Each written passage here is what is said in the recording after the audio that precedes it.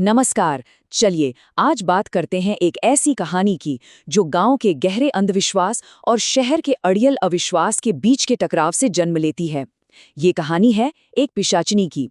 एक ऐसी आत्मा जो सिर्फ शमशान पर राज नहीं करती, बल्कि डर और बदले की उस आग पर भी राज करती है जो कभी बुझती नहीं। हर डरावनी कहानी की शुरुआत, है ना, एक चेतावनी से होती है। और ये है उस शमशान की चेतावनी। एक ऐसी लकीर जिसे पार करने की हिम्मत शायद ही कोई करता है। तो कहानी का पहला पड़ाव, गांव की चेतावनी। यहाँ हम उस दुनिया के नियम समझेंगे जहाँ पुरानी कहानियाँ सिर्फ कहानियाँ नहीं हैं, वो जिंदा हैं और हर रात अपनी मौजूदगी का एहसास कराती हैं।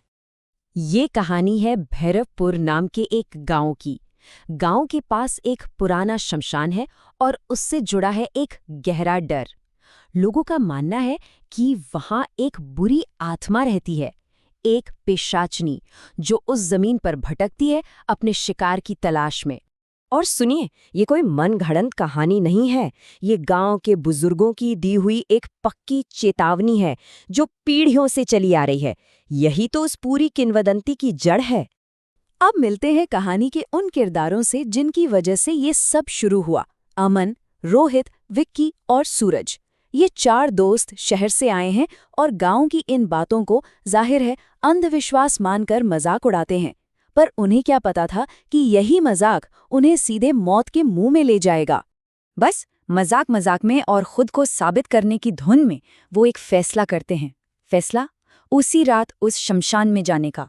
और यकीन मानिए, यही वो फैसला था जो उनकी जिंदगी हमेशा हमेशा के लिए बदलने वाला था। तो अब शुरू होता है आधी रात का सफर। यहाँ से कहानी का असली रोमांच शुरू होता है। दोस्तों का जो मजाक था ना, वो अब धीरे धीरे एक अनजाने खौफ में बदलने वाला है। ठीक रात के 12 बजे उनका ये तथाकथित एडवेंचर शुरू होता है। लेकिन जैसे ही वो श्मशान के पास पहुंचते हैं, माहौल में एक अजीब सा बदलाव आने लगता है। सब कुछ एकदम बदल जाता है। अचानक से हवा एकदम ठंडी हो जाती है। पेड़ मानो उन्हें घूर रहे हों। और फिर दूर से एक अनजानी सी चीख गूंजती है।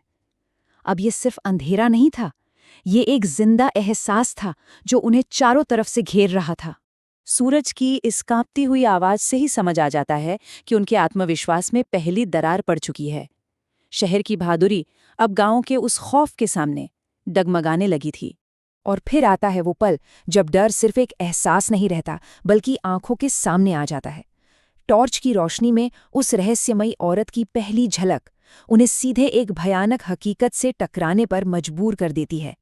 चलिए, अब कहानी उस मोड़ पर आ पहुंची है जहां से वापसी का कोई रास्ता नहीं।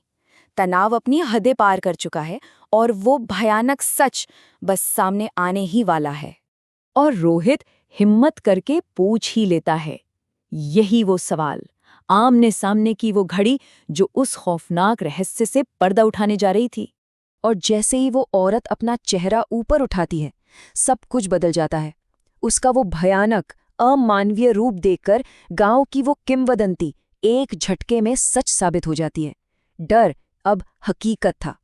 ठीक उसी वक्त न जाने कहां से एक साधु वहां आ जाता है और वो बताता है उस पिशाचिनी के पीछे की दर्दनाक कहानी।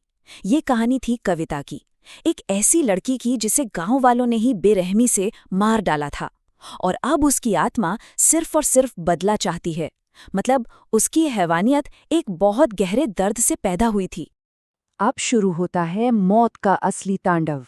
यहाँ से डर अब सिर्फ डर नहीं रहता, वो बचने की एक ऐसी कोशिश में बदल जाता है जिसका नाकाम होना तय था। पिशाचिनी का वो भयानक रूप अब पूरी तरह से सामने आ चुका था और ये हमले की शुरुआत थी। बचने की अब कोई भी उम्मीद बाकी नहीं थी। और पलक झपकते ही पहला शिकार होता है विक्की। वो अचानक हवा में उड़ जाता है, जैसे किसी अनदेखी ताकत ने उसे पकड़ लिया हो। उसकी ये चीख उस पल के असली खौफ को बयां करती है। इससे पहले कि पिशाचिनी उसकी जान ले ले, ये उसकी आखिरी आवाज थी। वो भाग तो रहे थे, लेकिन ये कोई मामूली जंगल नहीं था, ये एक जाल था। पूरा शमशान एक ऐसी भूल भुलैया बन चुका था जिसे वो पिशाचिनी कंट्रोल कर रही थी। उनकी बेबसी बस बढ़ती ही जा रही थी। दूसरी मौत तो और भी भयानक थी। रोहित गायब होता है और अगले ही पल उसकी लाश पेड़ से उल्टी लटकी मिलती है।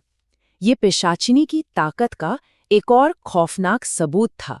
तो हम आ पहुंचे हैं कहानी के आखिरी हिस्से में, या यूं कहें शायद ये अंत है ही नहीं, क्योंकि इस खौफनाक रात के बाद उस किंवदंती को एक नई जिंदगी मिलने वाली थी।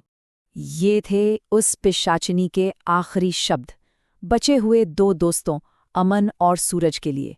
और इन शब्दों के बाद जो हुआ वो सिर्फ चीखों में ही सुना जा सकता था। कहानी यहाँ एक रहस्य पर खत्म होती है। अगली सुबह गांव वालों को 3 लाशें मिलती हैं, पर सवाल ये है कि चौथा दोस्त अमन कहाँ गया? और यहीं से कहानी का सबसे डरावना मोड़ शुरू होता है।